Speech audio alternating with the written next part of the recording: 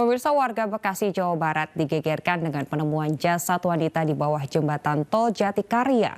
Polisi menduga jasad wanita merupakan korban pembunuhan.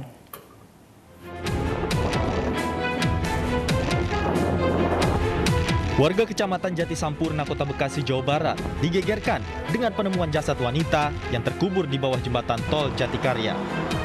Korban pertama kali ditemukan warga yang sedang mencari rumput.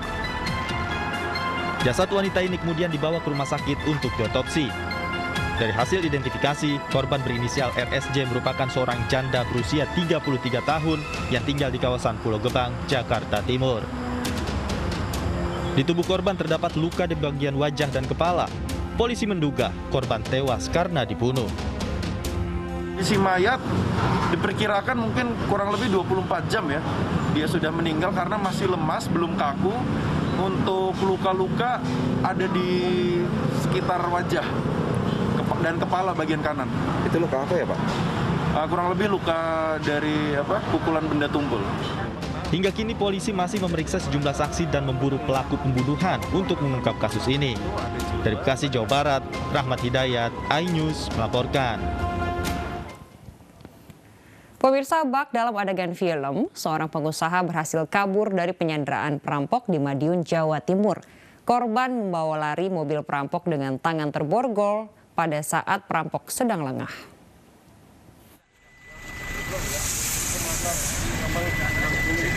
Inilah detik-detik saat seorang pengusaha asal Jakarta, Hendra Halim, berhasil diselamatkan warga dan polisi dari perampok. Awalnya warga mengira korban merupakan perampok, namun justru korban perampokan.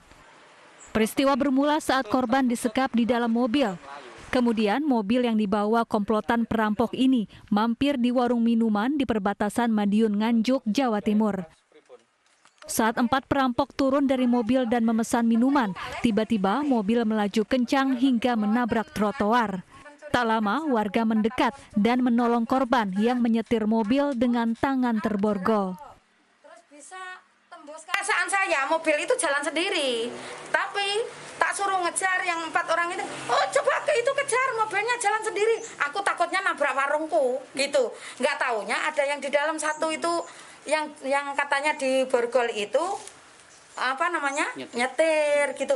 Oh, itu Bu, itu di borgol loh. Kok bisa nyetir? Itu tahanan saya, Bu. Dia bilangnya gitu. Korban mengaku disekap selama 3 hari dan dianiaya para perampok. Korban juga dimintai uang tebusan 5 miliar rupiah. Lalu yang bersangkutan memang sempat dianiaya dan dimintai uang tebusan sebanyak 5 miliar.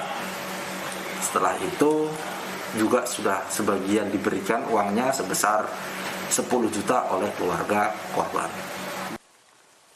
3 dari 4 perampok berhasil ditangkap, sementara 1 orang lainnya kabur. Dari Madiun, Jawa Timur, Arif Wahyu Effendi, iNews melaporkan. Pemirsa, seorang pedagang mainan menggagalkan aksi begal sepeda motor di Kabupaten Bekasi, Jawa Barat. Berkat keberanian pedagang tersebut, pelaku begal berhasil diringkus warga.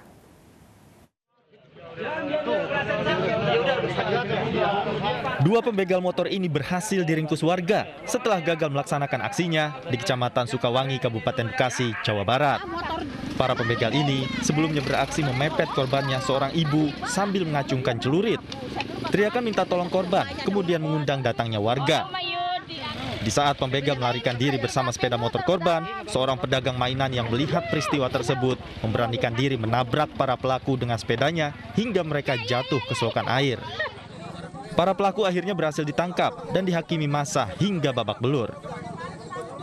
Terus ibu langsung teriak itu ramai. Tolong. Terus pergi dia naik motor, jatuh di sana nabrak tukang totet-totet. Pedagang mainan yang berani ini merelakan sepeda satu-satunya untuk berjualan rusak demi menolong korban begal. Saat ini kasus pembegalan motor sudah ditangani Polsek Tambelang bersama Mapolres Metro Bekasi. Dari Kabupaten Bekasi, Jawa Barat, Didit Junaidi, iNews melaporkan. Seorang pria dengan gangguan jiwa memalak kasir dan merusak sebuah minimarket di Pamulang, Tangerang Selatan. Sebelum diamankan, pelaku sempat diamuk warga yang kesal dengan ulah pelaku.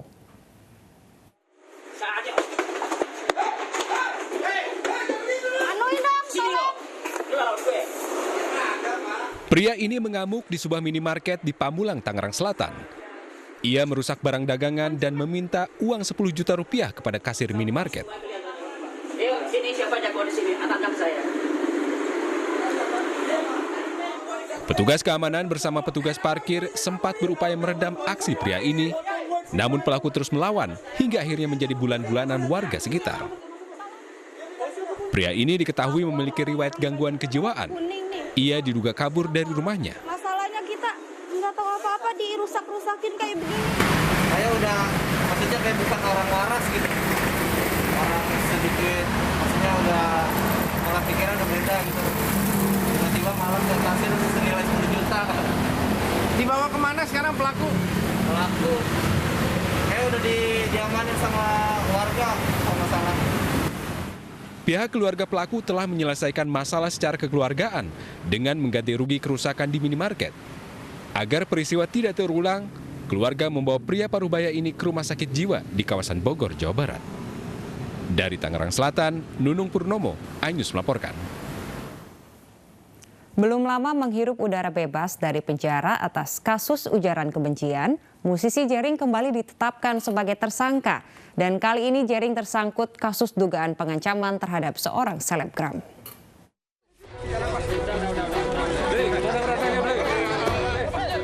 Belum genap 2 bulan bebas dari penjara atas kasus ujaran kebencian, IGD Ari Astina alias Jering kembali menjadi tersangka. Jering dijadikan tersangka dalam kasus pengancaman terhadap selebgram bernama Adam Denny. Penetapan ini berdasarkan gelar perkara pada Jumat sore. Rencananya, Jering akan diperiksa di Polda Metro Jaya pekan depan. Kasus dugaan pengancaman berawal saat Adam Denny berkomentar di akun Instagram Jering terkait artis yang menerima endorse untuk mengaku terpapar COVID-19. Namun Jering menanggapinya dengan ancaman. Jering kemudian dilaporkan dengan pasal pengancaman dan penghinaan melalui media elektronik. Tim iNews melaporkan. Pemirsa, 1 dari 7 pembegal ambulans di Bengkulu yang buron lebih dari sebulan diringkus polisi. Informasi selengkapnya akan kami hadirkan usai jeda berikut. Tetaplah di iNews Malam.